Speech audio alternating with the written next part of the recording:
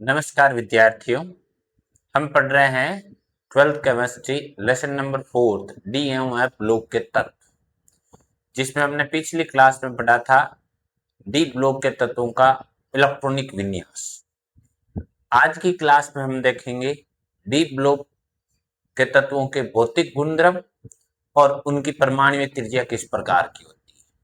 तो सबसे पहले आज की क्लास में हम बात करते हैं डी ब्लॉक के तत्वों के भौतिक गुणधर्म। भौतिक गुणधर्म ये किस प्रकार के रखते हैं। तो हम जानते हैं कि डी ब्लॉक के अंतर्गत जितने भी तत्व आते हैं धात्विक प्रावस्था में उपस्थित होते हैं, और जो धातु होती है वो निबिड़ संकुलन प्रदर्शित करती है, क्लोज पैकिंग प्रदर्शित करती है। और डी ब्लॉक के तत्व जो संक्रमण तत्व है, जो परिवर्तनशील ऑक्सीकरण अंक प्रदर्शित करता है, वो तीन प्रकार के निबिड़ संकुलन बनाते हैं, बीसीसी, एचसीपी और सीसीपी।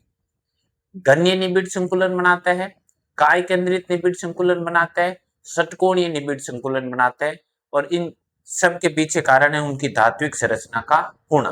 तो डी ब्लॉक के भौतिक गुणधर्म की हम बात करें तो ये कह सकते हैं कि ये धात्विक तत्व है, धात्विक तत्व है जो निबिड़ संकुलन प्रदर्शित करते हैं, जो निबिड़ संकुलन दर्शाते हैं। किस प्रकार का संकुलन दर्शाते हैं? निबिड़ संकुलन दर्शाते हैं, क्लोज पैकिंग दर्शाते हैं। क्यों दर्शाते हैं? क्योंकि धात्विक तत्व है। निबिड़ संकुलन दर्शाते हैं जिसमें ये बीसीसी, एचसीपी व सीसीपी प्रकार का निबिड़ बनाते हैं।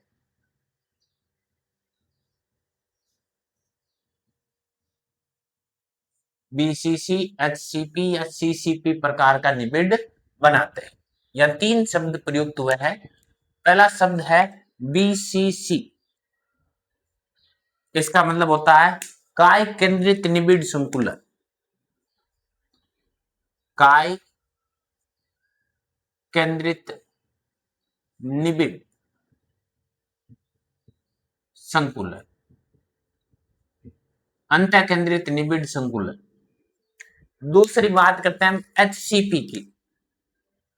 एचसीपी, इसकी बात करें तो इसका मतलब होता है षटकोणीय निबिड़ संकुलन। षटकोणीय निबिड़ संकुलन, निबिड़ संकुलन जिसकी समन्वय संख्या 12 होती है और संकुलन क्षमता 74% होती है। फिर अगला सीसीपी, सीसीपी जिसको पढ़ते हैं घनीय निबिड़ संकुलन। घनीय निबिड़ संकुलन, निबिड़ संकुलन। एचसीपी और सीसीपी त्रिविमीय संरचना है, अंत केंद्रित वो एकक। इसकी समन्वय संख्या का मान 8 होता है। इन दोनों की समन्वय संख्या का मान 12 होता है। समन्वय संख्या का मतलब होता है एक गोला निकटवर्ती गोलों से स्पर्श करता है। इन दोनों की संकुलन क्षमता 74% होती है और इसकी संकुलन क्षमता है वो 68% होती है। ये AB टाइप का, AB A टाइप का संकुल यौगिक होता है, वो ABC टाइप का संकुल यौगिक होता है। जो त्रिविमीय संरचना होती है इसका पैटर्न होता है ABA, इसका होता है ABC टाइप का संकुलन। सबसे पहले बात करें भौतिक गुणधर्म में, तो ये धात्विक तत्व है। धात्विक तत्व होने के कारण क्लोज पैकिंग प्रदर्शित करते हैं। क्लोज पैकिंग में ये तीन प्रकार की संरचना बनाते हैं, काय केंद्रित निबिड़ संकुलन, षटकोणीय निबिड़ संकुलन और घनीय निबिड़ संकुलन। और अगर एक ही तत्व दो प्रकार की संरचना बनाता है तो उसे कहा जाता है एक्स काय। एक ही तत्व अगर एक से अधिक प्रकार की संरचना प्रदर्शित करता है तो उसे कहा जाता है एक्स काय। एक्स काय का मतलब हो गया वो दो बीसीसी या एचसीपी और सीसीपी, दो या दो से अधिक प्रकार की संरचना बनाएगा, उसे कहा जाएगा एक्स काय। ये तो पहले तो हुआ इसकी धात्विक संरचना के कारण निबिड़ संकुलन। दूसरी ये धात्विक संरचना होती है, धात्विक बंध बना होता है, धात्विक बंध प्रबल है, तो इनके गलनांक और क्वोथनांक, इनके गलनांक गलनांक का मतलब मेल्टिंग पॉइंट एवं क्वथनांक। क्वथनांक का मतलब है बॉइलिंग पॉइंट। इनके गलनांक एवं क्वथनांक का मान उच्च होता है। गलनांक और क्वथनांक का मान क्या होता है? उच्च होता है, अधिक होता है। क्योंकि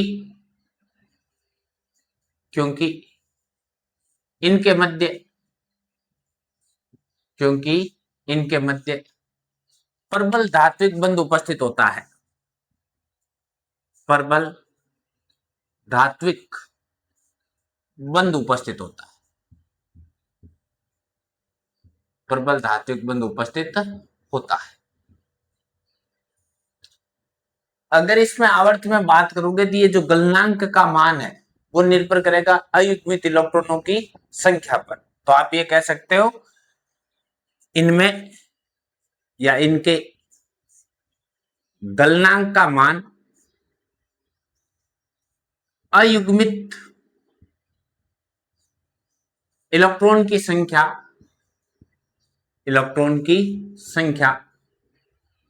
बढ़ने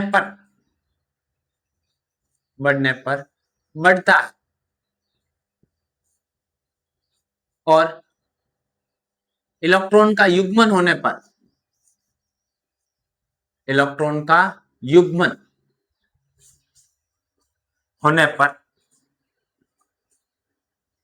गलनांक में कमी होती है। तो आप ये कह सकते हो कि जब भी अयुग्मित इलेक्ट्रॉनों की संख्या बढ़ेगी तो गलनांक के मान में वृद्धि होगी, इलेक्ट्रॉनों का युग्मन होगा, गलनांक में मान में कमी हो जाएगी। हम बात करें 3D श्रेणी में, 3D श्रेणी में सर्वाधिक गलनांक की तो 3D श्रेणी में सर्वाधिक गलनांक है वो कौन से तत्व का होगा? मैग्नीज का होगा, क्योंकि मैग्नीज में अयुग्मित इलेक्ट्रॉनों की संख्या सर्वाधिक होती है। अगली बात करें तो इनकी कणन एंथैल्पी का मान, इनकी कणन एंथैल्पी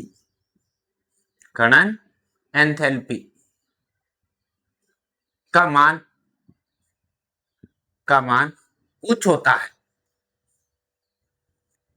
इनकी कणन एंथैल्पी का मान उच्च होता है क्योंकि इनके मध्य प्रबल अंतराणुक बंध या प्रबल बंध उपस्थित होता है। प्रबल बंध उपस्थित होता है और प्रबल बंध होने के कारण इनकी कणन एंथैल्पी का मान है वो क्या है? उच्च होता है। आप और कह सकते हो इसका मान मींस कणन एंथैल्पी का मान, इसका मान अयुग्मित इलेक्ट्रॉनों की संख्या बढ़ने पर, अयुग्मित इलेक्ट्रॉनों की संख्या बढ़ने पर व धात्विक अयुग्मित इलेक्ट्रॉनों की संख्या बढ़ने पर व धात्विक प्रवृत्ति बढ़ने पर बढ़ती है। इसका मान देखोगे तो अयुग्मित इलेक्ट्रॉनों की संख्या बढ़ेगी तो बढ़ेगा और धात्विक प्रवृत्ति बढ़ेगी तो बढ़ेगा। हम इसके आधार पर यह कह सकते हैं कि कणन एंथैल्पी, किसकी बात करते हैं हम? कणन एंथैल्पी। तो कणन एंथैल्पी हम डी ब्लॉक के तत्वों में देखें तो 3D से ज्यादा कणन एंथैल्पी होगी 4D की, 4D से ज्यादा कणन एंथैल्पी होगी 5D की, 5D से ज्यादा कणन एंथैल्पी होगी 6D की। क्योंकि ऊपर से नीचे जाओगे तो आकार बढ़ेगा, आकार बढ़ने के कारण धात्विक गुणधर्म बढ़ेगा और जब भी धात्विक प्रवृत्ति या धात्विक गुण बढ़ेगा तो उसकी कणन एंथैल्पी का मान बढ़ेगा, क्योंकि इसके बीच में जो बंध उपस्थित होता है वो धात्विक बंध होगा और धात्विक बंध धात्विक गुणधर्म बढ़ने पर बढ़ता है। दूसरा, अयुग्मित इलेक्ट्रॉनों की संख्या बढ़ने पर बढ़ता है। तो 3D श्रेणी में अगर पूछ ले कणन एंथैल्पी, 3D श्रेणी में कणन एंथैल्पी सर्वाधिक किसकी होती है? तो सर्वाधिक उसकी होगी जिसमें अयुग्मित इलेक्ट्रॉनों की संख्या सर्वाधिक है। और अयुग्मित इलेक्ट्रॉनों की संख्या सर्वाधिक किसमें होती है? मैग्नीज में। तो 3D श्रेणी में सर्वाधिक कणन एंथैल्पी किसकी होगी? मैग्नीज की। और बाकी कणन एंथैल्पी है वो 3D से 4D, 4D से 5D, 5D से 6D का ज्यादा होगा। और ऐसा क्यों होता है? क्योंकि धात्विक गुणधर्म बढ़ता है। धात्विक गुण के मान में क्या होती है? वृद्धि होती है। जब भी धात्विक गुणधर्म के मान में वृद्धि होगी, उसकी कण एंथैल्पी के मान में भी क्या होगी? वृद्धि होगी। ये हुए इसके भौतिक गुणधर्म। वापस देखना, सबसे पहला प्रश्न बनता है कि संक्रमण तत्व है वो भौतिक गुणधर्म में कौन सी संरचना प्रदर्शित करते हैं? तो संक्रमण तत्व निबिड़ संकुलन प्रदर्शित करते हैं, क्योंकि ये धातु है। और उस निबिड़ संकुलन में पूछ लिया जाए कितने प्रकार का निबिड़ संकुलन प्रदर्शित करते हैं? 3 प्रकार का करते हैं। और अगर एक ही तत्व एक से अधिक प्रकार का निबिड़ संकुलन दर्शाता है, जैसे मैग्नीज दर्शाता है, तो संरचना को कहा जाता है एक्स काय। दूसरा, इसके अगर गलनांक और क्वथनांक की बात करें तो इनके गलनांक और क्वथनांक का मान उच्च होता है, क्योंकि ये धात्विक बंध द्वारा या प्रबल बंध द्वारा बंधे हुए होते हैं। इनके गलनांक और क्वथनांक का मान है वो अयुग्मित इलेक्ट्रॉनों की संख्या बढ़ने पर बढ़ता है। फिर अगली बात करें इनकी कणन एंथैल्पी की, तो इनकी कणन एंथैल्पी मींस कणों में तोड़ने के लिए आवश्यक एंथैल्पी, उसका मान भी उच्च होता है, क्योंकि इनके बीच में प्रबल धात्विक बंध उपस्थित होता है। और कणन एंथैल्पी का मान देखोगे तो दो बातों पर निर्भर करेगा, एक तो अयुग्मित इलेक्ट्रॉनों की संख्या बढ़ने पर बढ़ेगा, एक धात्विक गुणधर्म बढ़ने पर बढ़ेगा। ये बी ब्लॉक के जो डी ब्लॉक है, उन डी ब्लॉक तत्वों के कौन से गुणधर्म हुए? भौतिक गुणधर्म हुए। अब हम इसके आगे की बात करते हैं डी ब्लॉक के तत्वों की परमाणुीय त्रिज्या। अभी हमने देखा डी ब्लॉक के तत्वों के भौतिक गुणधर्म, किस प्रकार के भौतिक गुणधर्म होते हैं, मतलब उनके गलनांक और क्वथनांक कैसे होते हैं, किस प्रकार का निबिड़ संकुलन प्रदर्शित करते हैं, उसकी कणन एंथैल्पी कैसी होती है। अब बात करते हैं अगले गुणधर्म की, वो है परमाणु त्रिज्या या आयनिक त्रिज्या। कौन से ब्लॉक के तत्वों की? डी ब्लॉक के तत्वों की। तो डी ब्लॉक के तत्वों का हम जानते हैं सामान्य इलेक्ट्रॉनिक विन्यास होता है n-1d, 1 से 10, ns2 1 या 0। मीन्स ये हुआ कि जब इनका इलेक्ट्रॉनिक विन्यास लिखते हैं, इनके इलेक्ट्रॉनिक विन्यास में दो तरह की कक्षाएं भाग लेती है। एक तो लेता है n-1d उपकोष, मीन्स उपांतीय कोष या आंतरिक कोष, और एक कक्षक भाग लेता है ns कक्षक बाह्य कोष या संयोजी कोष। मीन्स इसके इलेक्ट्रॉनिक विन्यास में दो तरह के कोष या दो तरह की कक्षाएं भाग लेती है। और दो तरह की कक्षाएं भाग लेने के कारण इनकी जो परमाणु त्रिज्या है वो परमाणु त्रिज्या दो कारकों पर निर्भर करती है। एक तो होता है प्रभावी नाभिकीय आवेश और दूसरा होता है परिरक्षण प्रभाव। तो संक्रमण तत्वों की परमाणु त्रिज्या पूछे तो परमाणु त्रिज्या या आयनिक त्रिज्या का मतलब तो ये हो गया नाभिक एवं संयोजी कोष में उपस्थित इलेक्ट्रॉन के मध्य की दूरी। फिर इस त्रिज्या को कितने कारक प्रभावित करते हैं? कि इस त्रिज्या को दो कारक प्रभावित करते हैं, पहला है प्रभावी नाभिकीय आवेश और दूसरा है परिरक्षण प्रभाव। तो संक्रमण तत्वों की परमाणु त्रिज्या या आयनिक त्रिज्या है, इसको दो कारक प्रभावित करते हैं, इसको दो कारक प्रभावित करते हैं।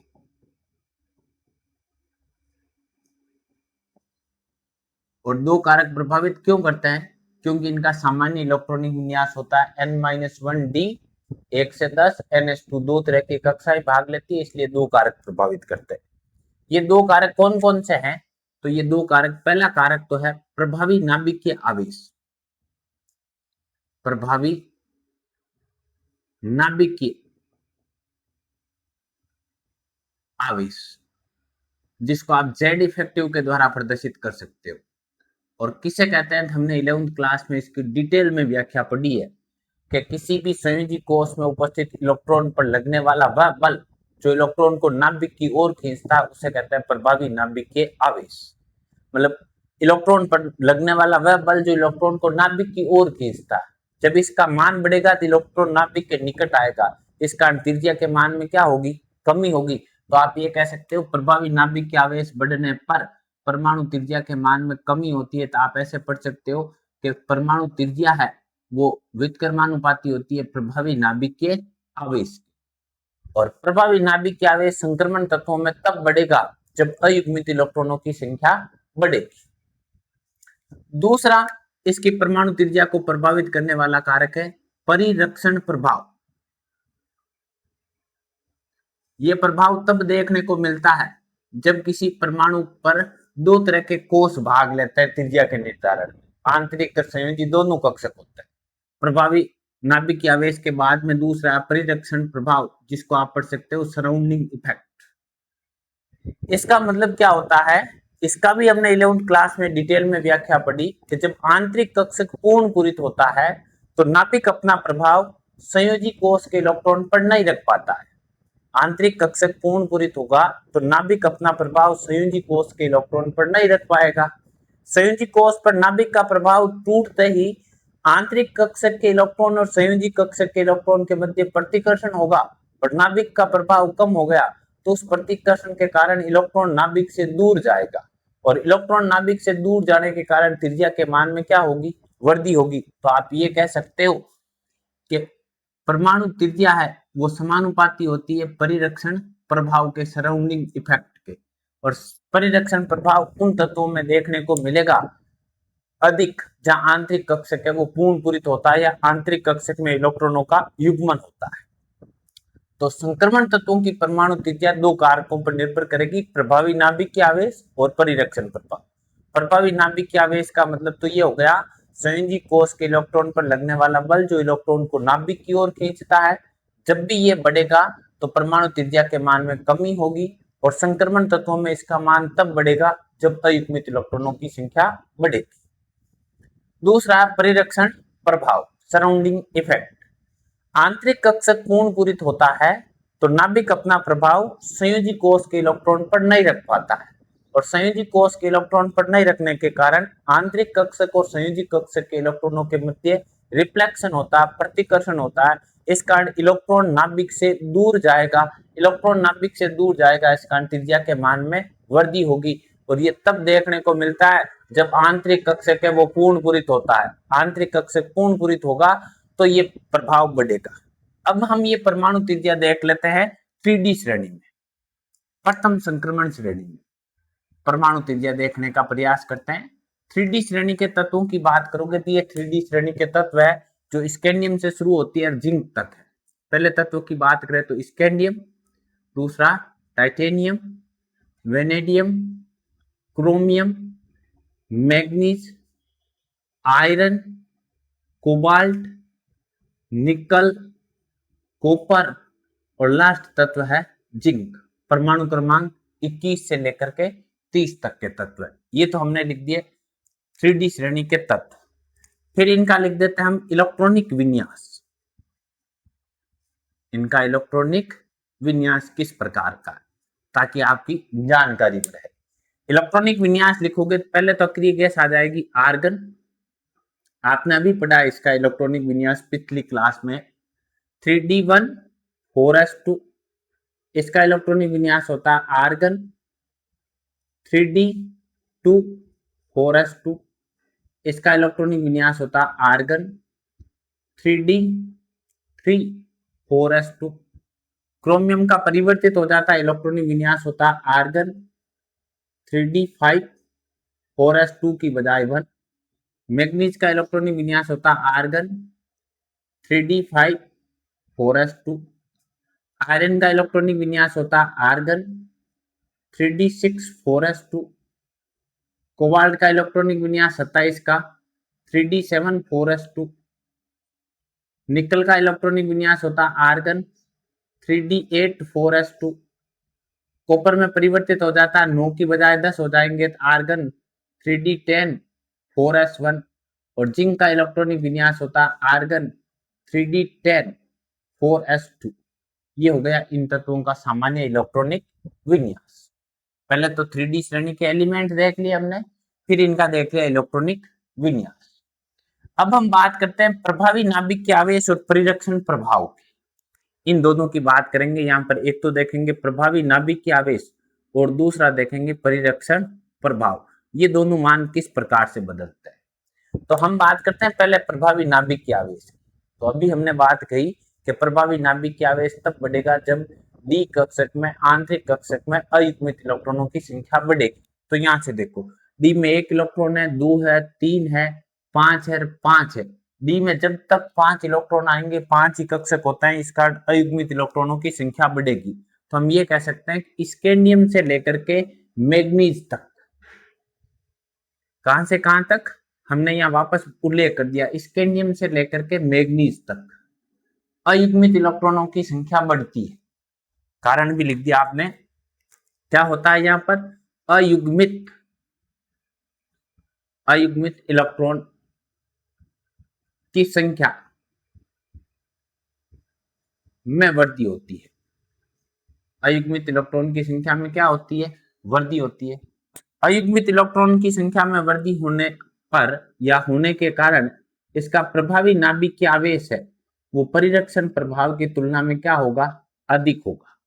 प्रभावी नाभिकीय आवेश है वो अधिक होगा और परिरक्षण प्रभाव है वो निम्न होगा, कम होगा। और प्रभावी नाभिकीय आवेश अधिक होने के कारण यहां पर हम उसकी देख लेते हैं परमाणु त्रिज्या। परमाणु त्रिज्या तो स्कैंडियम से लेकर के मैग्नीज तक किसका मान बढ़ा, प्रभावी नाभिकीय आवेश का। प्रभावी नाभिकीय आवेश बढ़ने के कारण त्रिज्या के मान में क्या होगी, कमी होगी। तो आप यह यहां पर कारण लिख सकते हो, प्रभावी नाभिकीय आवेश में वृद्धि के कारण परमाणुीय एवं आयनिक त्रिज्या में आर में कमी होगी। परमाणु और आयनिक त्रिज्या के मान में क्या होगी, कमी होगी, क्योंकि यहां पर क्या बढ़ेगा, प्रभावी नाभिकीय आवेश बढ़ेगा। फिर आगे की बात करते हैं मैग्नीज के बाद वाले तत्व। तो अगले 3 तत्व है, अगले 3 का मतलब है आयरन, कोबाल्ट और निकल। आयरन से लेकर के निकल तक, इन तीनों तत्वों में जितना मान प्रभावी नाभिकीय आवेश का होता है लगभग उतना ही मान परिरक्षण प्रभाव का होता है, क्योंकि इसमें इलेक्ट्रॉन युग्मित और अयुग्मित संख्या में लगभग समान प्रकार से होते हैं। इसका प्रभावी नाभिकीय आवेश होगा उतना ही परिरक्षण प्रभाव होगा। दोनों का मान समान होता है, एक तो बढ़ाता है और एक घटाता है परमाणु त्रिज्या को। दोनों अगर बराबर रहेंगे, जैसे मान लें कि ये पेन है, इसके बीच में इलेक्ट्रॉन है, एक इलेक्ट्रॉन को इस तरफ से खींच रहा है, एक इस तरफ से खींच रहा है, दोनों तरफ खींचने वाले बल बराबर है, तो इस इलेक्ट्रॉन में विस्थापन नहीं होगा, न तो इलेक्ट्रॉन नाभिक की ओर जाएगा न इलेक्ट्रॉन नाभिक से दूर जाएगा। मींस परमाणु त्रिज्या के मान में कोई परिवर्तन नहीं होगा। तो हम ये कह सकते हैं कि आयरन, कोबाल्ट और निकल में प्रभावी नाभिकीय आवेश परिरक्षण प्रभाव का मान समान होता है, इस कारण परमाणु त्रिज्या भी समान होती है। इनकी त्रिज्या लगभग समान होती है। लगभग क्या होती है, समान होती है। उसकी त्रिज्या में किसी भी प्रकार का कोई परिवर्तन देखने को नहीं मिलता है। लास्ट में देखेंगे 2 तत्व, कॉपर और जिंक। कौन से तत्व की बात कर रहे हैं हम, कॉपर और जिंक। यहां पर देखो आंतरिक कक्षक पूर्ण पूरित है। आंतरिक कक्षक क्या है, पूर्ण पूरित है। आंतरिक कक्षक पूर्ण पूरित है, इस कारण प्रभावी नाभिकीय आवेश की तुलना में सराउंडिंग इफेक्ट परिरक्षण प्रभाव का मान है वो अधिक होता है, क्योंकि आंतरिक कक्षक क्या हो गया, पूर्ण पूरित।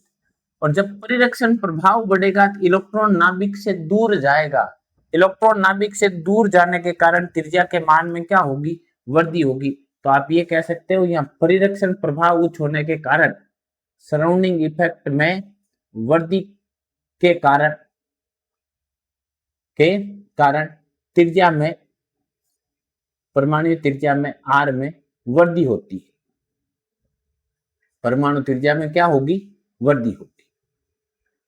तो हम ये कह सकते हैं सरल शब्दों में, ये तो हमने डिटेल पढ़ी, वापस देख लो इसको एक बार और भले, कि प्रथम संक्रमण श्रेणी की बात करें तो स्कैंडियम से लेकर के मैग्नीज तक अयुग्मित इलेक्ट्रॉनों की संख्या बढ़ती है।